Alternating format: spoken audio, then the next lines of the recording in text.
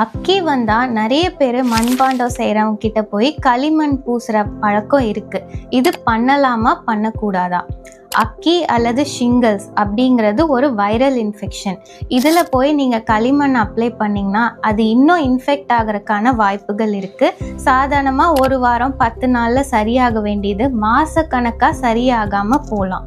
So உங்களுக்கு சின்ன வயசில் சிக்கன் பாக்ஸ் வந்த அதே வைரஸ் நம்ம உடம்புல தங்கி இருக்கலாம். ஸோ ஏஜ் ஆக எப்பயாவது பாடியில் இம்யூனிட்டி குறையிறப்ப அக்கியாக வெளியாகலாம். ஸோ இதை எப்படி கண்டுபிடிக்கிறது அப்படின்னா, பாடியில் ஏதாவது ஒரு இடத்துல ரொம்ப பெயின் அல்லது எரிச்சல் இருக்கலாம்.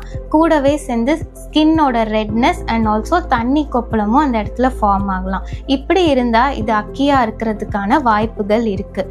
ஸோ உடனே ஒரு ஸ்கின் டாக்டரை கன்சல்ட் பண்ணணும். ஏன்னா இது ட்ரீட்மெண்ட் பண்ணாமல் விட்டால் போஸ்ட் ஹெர்பட்டிக் நியூரால்ஜியா அப்படிங்கிற ஒரு கண்டிஷன் வரலாம்.